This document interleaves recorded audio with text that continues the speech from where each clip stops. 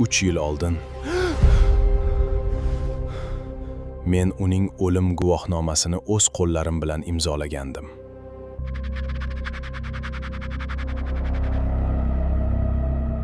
Lekin bugun u menga o'z videosini yuboribdi.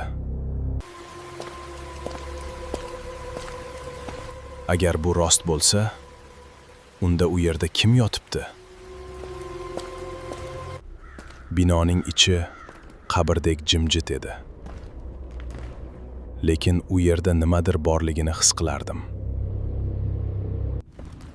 U o'sha yerda edi. Xuddi vaqt to'xtab qolgandek, u jimgina o'tirardi.